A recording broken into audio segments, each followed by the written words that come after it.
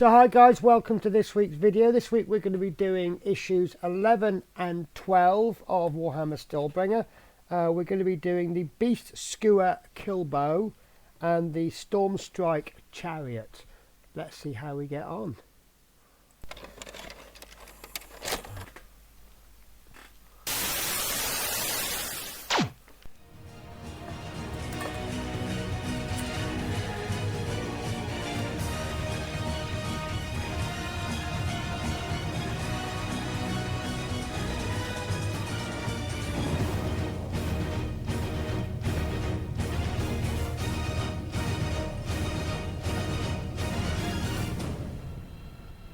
So hi guys, this is issue 11 of the Warhammer Stormbringer.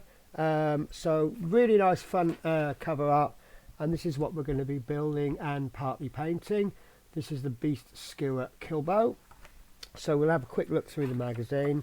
So we have an article on the rise and fall of Excelsis. Information on the Beast Skewer Killbow. I do apologise about the shine on the camera. Obviously we have the how to build, 1, 2, 3 sections, 4, 5, 6, 7, quite a lot of sections. We'll just call that quite a lot. And this is quite nice because it does tell you to do it in sub-assemblies. So we do it there, 2 sections there. And then obviously how to paint, so we'll be using brown, green, silver and white. So how to paint. And as you can see, like, it's telling you use the sub assemblies, and that's interesting. They started to use the 2 thin coats again. So I have a theory on the 3 thin coats, and that's because they used to have a painter who used to do a lot of videos for Warhammer, and his catchphrase was 2 thin coats. He's since left, and he started his own company. I believe he now calls his company 2 thin coats. So obviously it's difficult for Warhammer Citadel to use that. So I think they've gone with 3 thin coats, but there's nothing wrong with 3 thin coats or 2 thin coats. It's all about you being happy. So we've got a little bit more on the basics. So they're introducing Battle Shock phase. Now I think what Battle Shock is, I haven't read through this and I'm not going to, I'll be honest with you. Once you have your first round of attack, and let's say for example you have 12 models against 12 models. Let's say one particular side wins that particular round, and by winning it means you kill more of the opposition than they kill of you. You then do a battle shock test, which is let's say you've lost 4 members of your unit. You then do a roll of the dice, and obviously the more models you've lost, the harder it is to pass that test. And if you lose, all of the other models in the unit, they go, oh my god, no, I've had enough, and they all run away. Whereas if you win the battle shock test, they kind of stand there and go, yeah, all right, we've lost a lot of models, but yeah, we're going to carry on fighting. And that's basically, I think that's what battle shock is. So a couple of war scrolls. Then we've got another scenario to play through. This one's called Test of Courage, and then obviously you have the conditions for battle. There we go. Then we have a little bit more gun fun, a little bit of advertising for Warhammer, and then what's coming in the next issue. Then on to issue 12. So in issue 12 we have another big model. We have the Stormstrike Chariot. That looks quite impressive. And then we have realm gates, information on the realm gates, more information on the Krill boys, and some on the Stormcast Eternal. So obviously we always get that particular unit, so we get to read what they're like and their origins, and then obviously the how to build, how to paint. So we're going to need gold, white, blue, silver and brown. Blah blah blah. Obviously we'll go through this. Then we don't have any more basic rules on this particular issue. We just have another scenario, line breaker.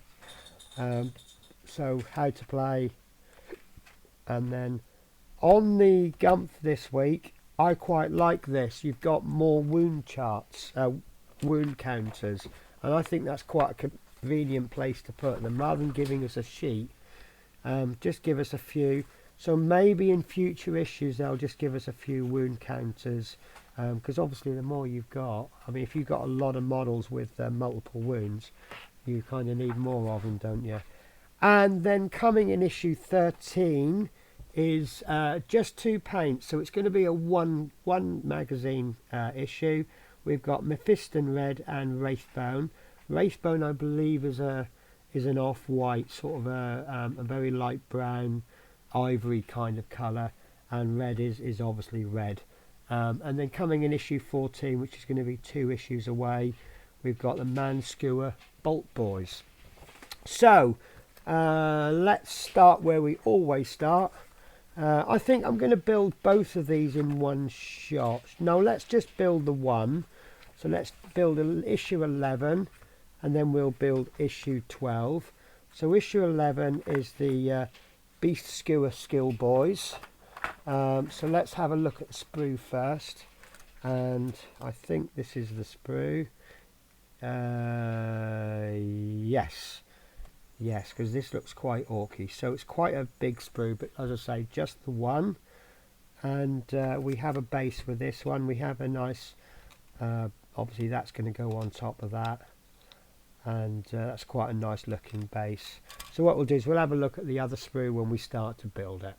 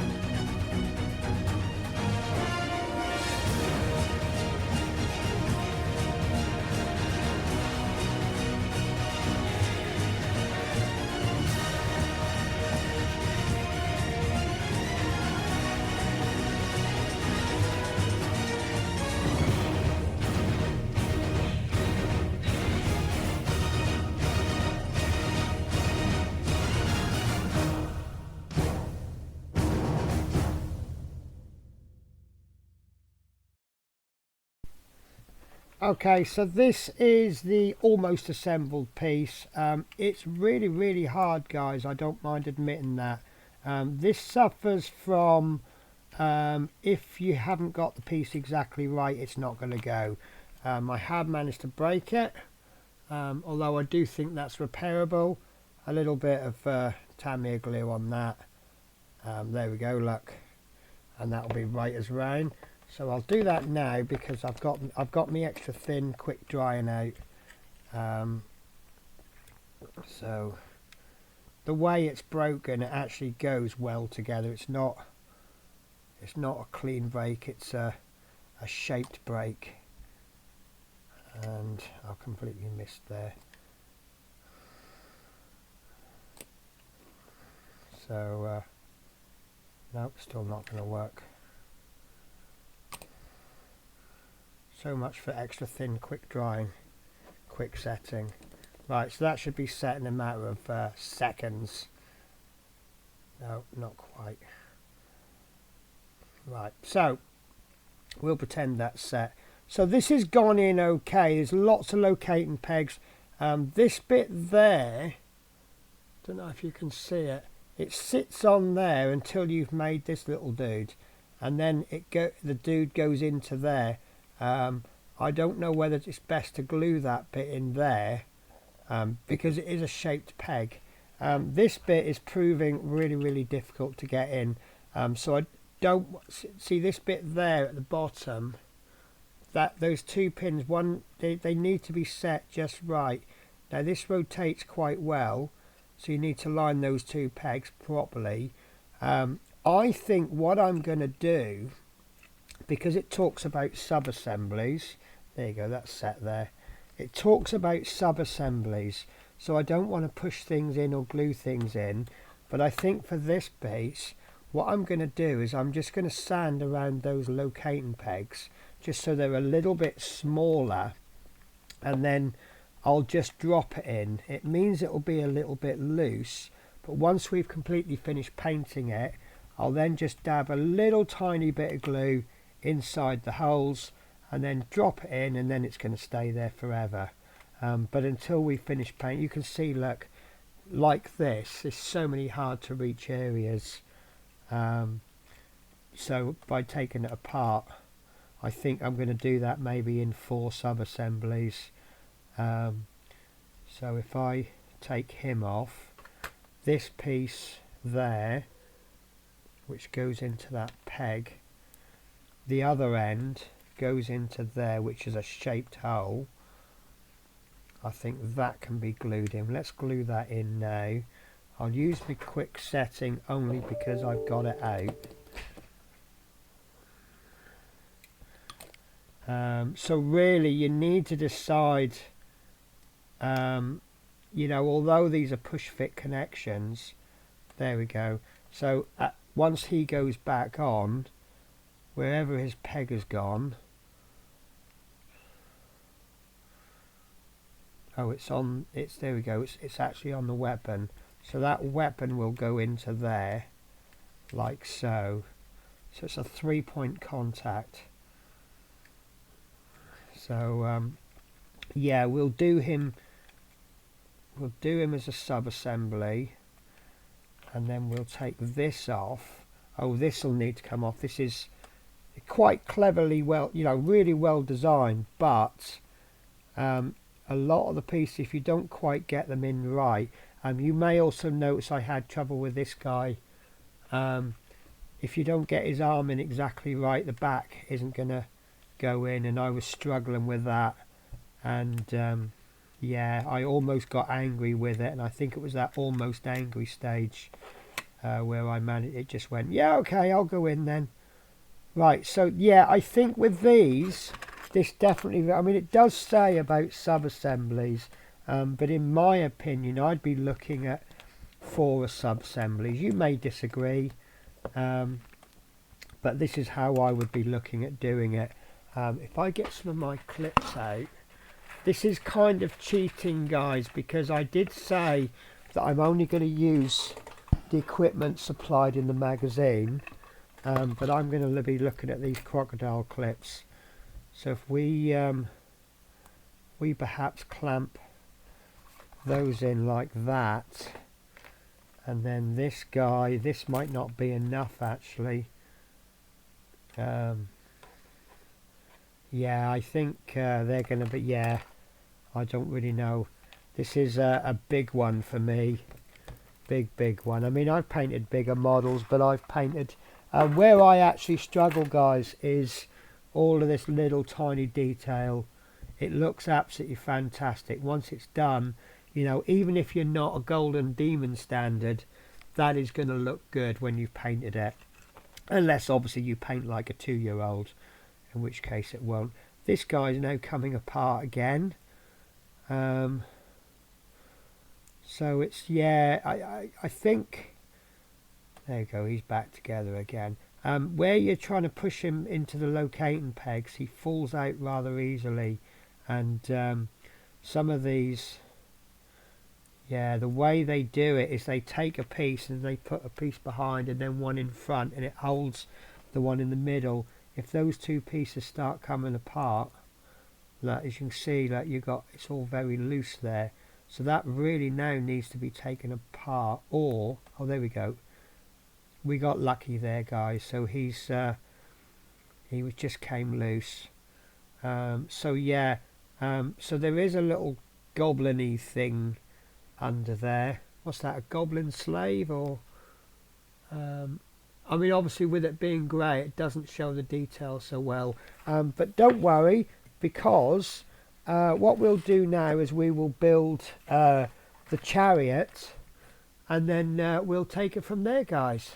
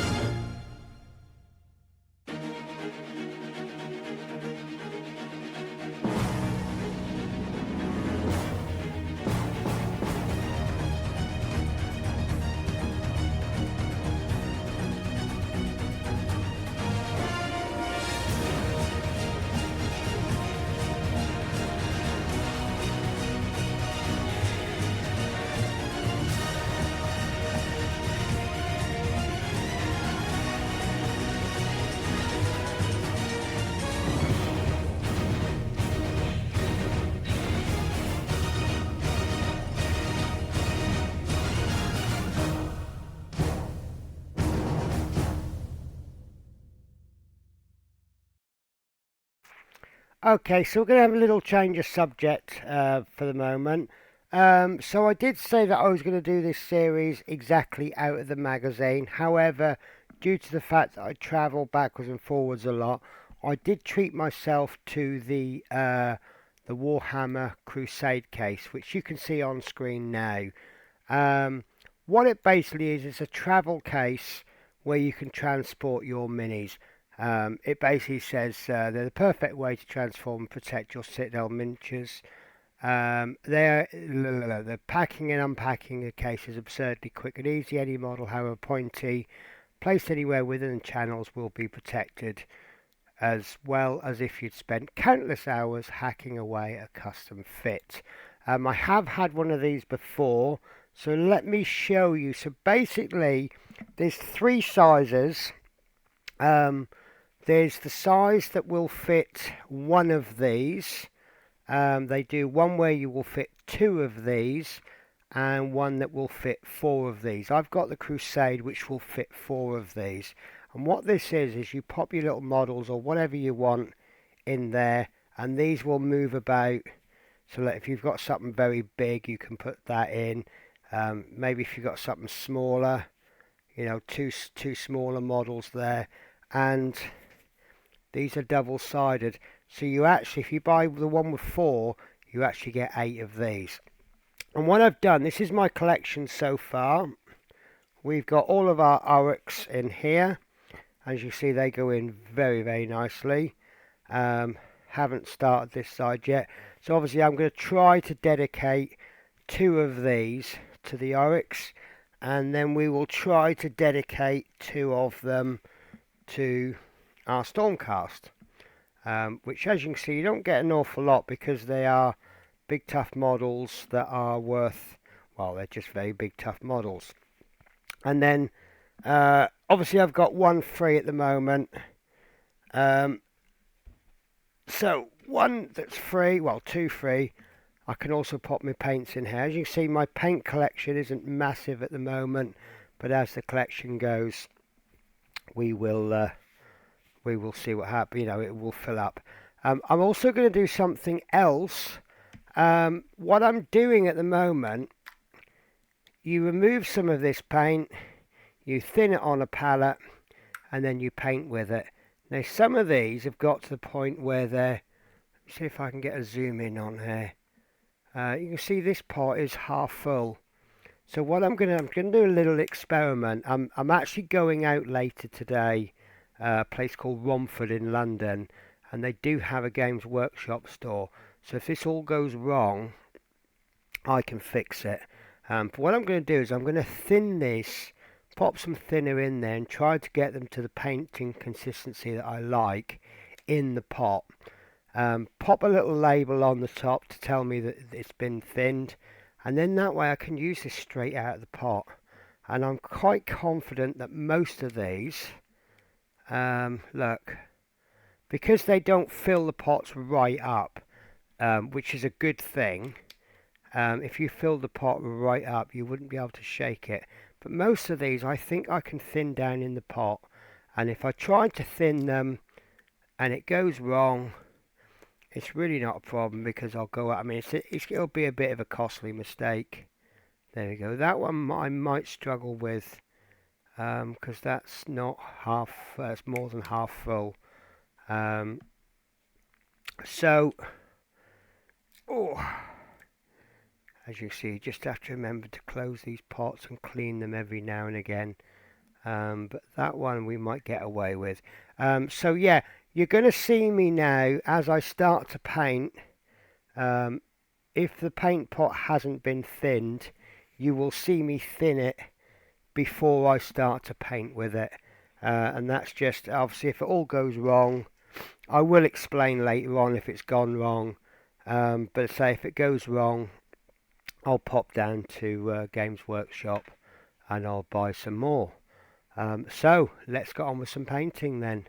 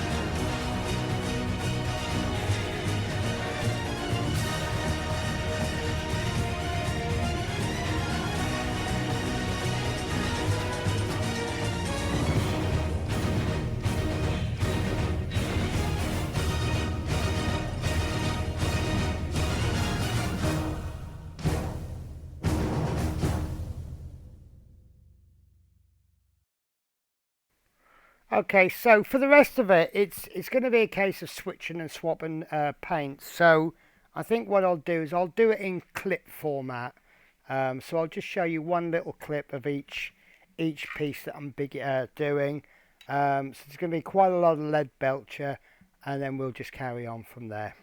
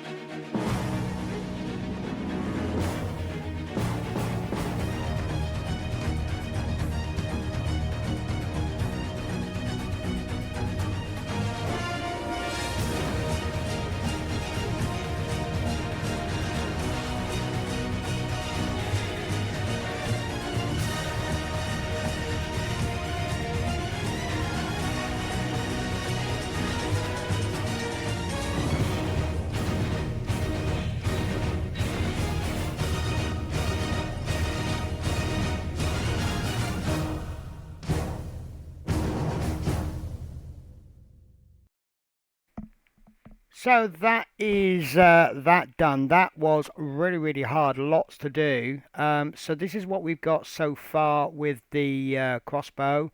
Lots and lots of little silver bits on it. I don't think I showed you the green. I think my recording wasn't working. But obviously you've got the green skins. A lot of armor on him. Um, you've also got where's he gone? He's there. Yeah, this is complete. Now, these have been reassembled, but not fully, as you can see from there. I do like the sub-assembly idea. It works really well for this. So little couple of bits I missed, which I'll touch up at a later stage. Don't forget we've got more colours, and we're going to go over them. This is the Chariot, which is rather nice. There's a lot of silver on it at the moment. Oh, I've actually missed the whole front bit. Never mind. So that's done. These are the little dudes in them, and I've missed this bit out. That's meant to be silver. Let's just zoom my camera back out because it can't handle the focus if it's too close. Oh, there we go. So that's him. The cloak's looking nice.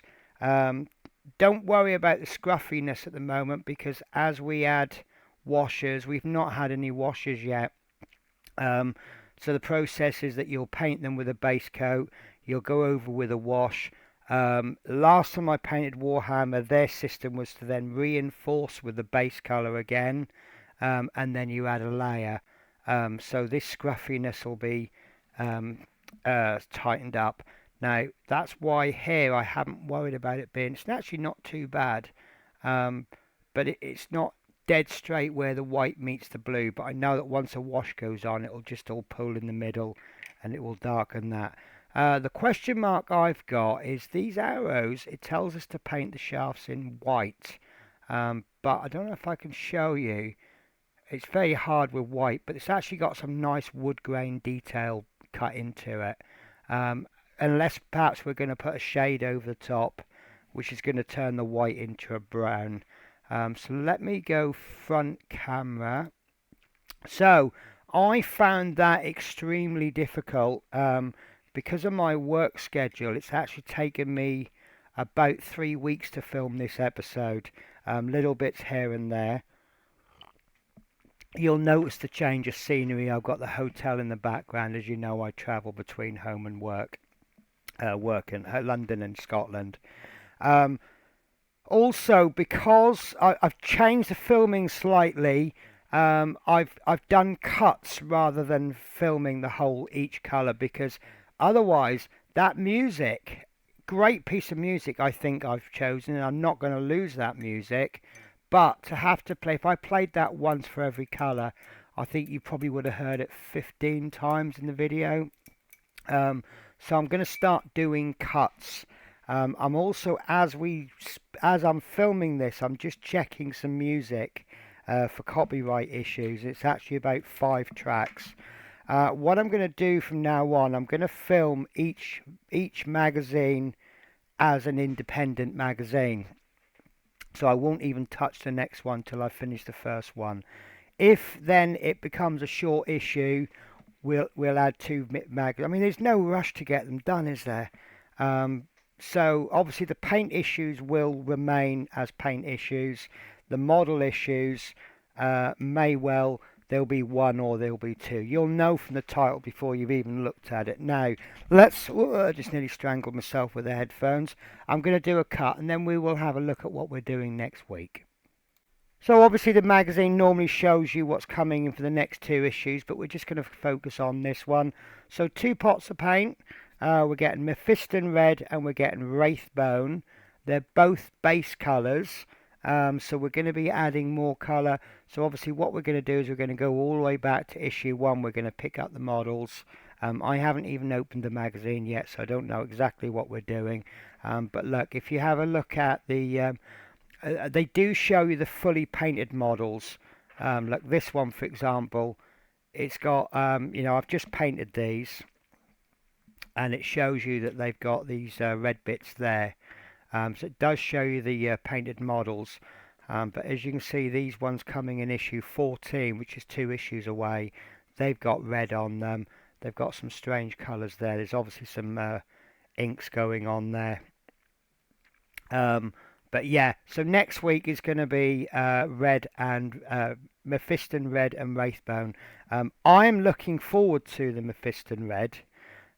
When I used to paint demons, Chaos, I used to paint obviously any human people I used to paint with flesh colour, and then I would do their armour in corn red, which is more of a deeper red.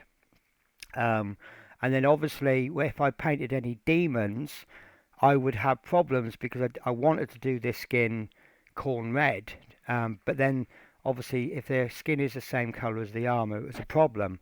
So I used to paint their skins with Mephiston red, and they used to look rather nice. I think that's a bit more of a corn red. Maybe a bit deeper than that. Anyway, guys, I'll catch you in the next issue when we'll be doing nothing but painting, no building.